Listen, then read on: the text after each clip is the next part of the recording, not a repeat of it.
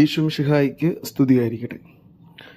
ഇന്ന് നമ്മൾ ധ്യാനിക്കുന്നത് വിശുദ്ധ മത്തായിയുടെ വിശുദ്ധ സുവിശേഷം 8-ാം അധ്യായം 1 മുതൽ 4 വരെയുള്ള വാക്യങ്ങളാണ്.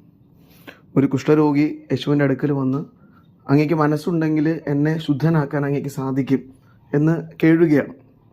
ഇന്നത്തെ സുവിശേഷത്തിൽ യേശുനാഥൻ്റെ കരുണയുടെ ഹൃദയത്തെക്കുറിച്ച് നമുക്കൊന്ന് ധ്യാനിക്കാൻ സാധിക്കും. കാരണം ഈ കുഷ്ഠരോഗി ഈ രോഗാവസ്ഥയുമായി യേശുനാഥൻ്റെ മുമ്പിൽ വന്ന് സൗഖ്യത്തിന് വേണ്ടി പ്രാർത്ഥിക്കുമ്പോൾ യേശുനാഥൻ ചെയ്ത ഒരു പ്രവൃത്തി, അത് അവിടുത്തെ കരുണയുടെ ഒരു അടയാളമാണ്.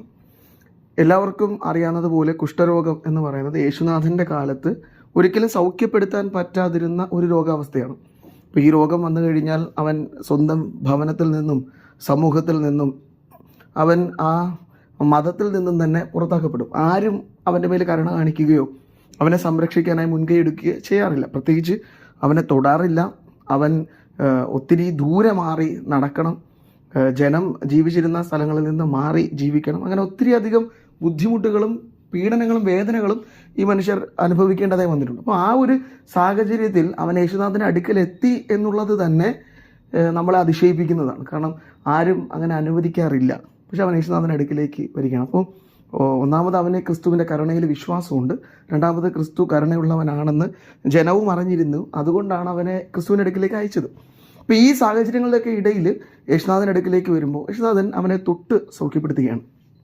നമ്മൾ ശ്രദ്ധിക്കേണ്ട കാര്യം, യേശുനാഥൻ കരങ്ങൾ നീട്ടി അവനെ സൗഖ്യപ്പെടുത്തി എന്നല്ല എഴുതിയിരിക്കുന്നത്. കരങ്ങൾ നീട്ടി അവനെ തൊട്ടു സുഖപ്പെടുത്തിയെന്നാണ്. അപ്പോൾ യേശുനാഥൻ തൊടുന്ന സമയത്ത് അവൻ രോഗിയാണ്. അവൻ ആരാലും തൊടപ്പെടാത്ത, അല്ലെങ്കിൽ എല്ലാവരാലും ഉപേക്ഷിക്കപ്പെട്ട ഒരു വ്യക്തിയാണ്. പക്ഷേ അവനെ യേശുനാഥൻ തൊടുകയാണ്. അവനെ സൗഖ്യപ്പെടുത്തിക്കൊണ്ടല്ല യേശുനാഥൻ തൊട്ടത്, അവനെ തൊട്ട് കഴിഞ്ഞിട്ട് യേശുനാഥൻ അവനെ സൗഖ്യപ്പെടുത്തുകയാണ്. അപ്പോൾ യേശുനാഥൻ അവനെ തൊടുമ്പോൾ, അവനെ ചേർത്തണയ്ക്കുമ്പോൾ, അവൻ്റെ കൂടെ നിൽക്കുമ്പോൾ അവൻ രോഗിയാണ്, അവൻ എല്ലാവരാലും ഉപേക്ഷിക്കപ്പെട്ടവനാണ്. പക്ഷേ അവനെ തൊടാൻ ക്രിസ്തു മനസ്സ് കാണിക്കുന്നുണ്ട്. ഇത് നമ്മളെല്ലാ മനുഷ്യരോടും ദൈവം കാണിക്കുന്ന സ്നേഹത്തിൻ്റെ പാരമ്യമാണ്. കുഷ്ഠരോഗം എല്ലാവരാലും ഉപേക്ഷിക്കപ്പെടുന്ന അവസ്ഥയാണ്. ചിലപ്പോൾ നമ്മുടെ പാപാവസ്ഥയായിരിക്കാം, നമ്മുടെ ജീവിതത്തിൻ്റെ ക്ലേശങ്ങളുടെ അവസ്ഥയായിരിക്കാം. അപ്പോൾ എല്ലാവരാലും ഉപേക്ഷിക്കപ്പെട്ടിരിക്കുന്ന സമയത്ത് പോലും ദൈവം നമ്മെ തൊടാൻ മനസ്സാകുന്നുണ്ട്.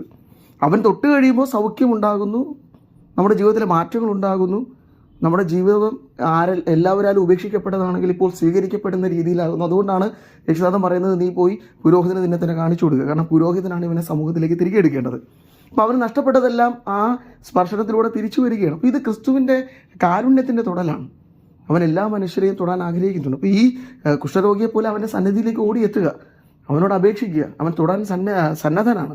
അപ്പോൾ ഈ ഒരു വചനം ധ്യാനിക്കുമ്പോൾ ക്രിസ്തുവിൻ്റെ അടുക്കലേക്ക് ഏതവസ്ഥയിലും ഓടിയെത്താനുള്ളൊരു മനസ്സ് നമുക്കുണ്ടാകണം. ഒപ്പം യേശുനാഥനുള്ള മനസ്സും നമുക്കുണ്ടാവണം.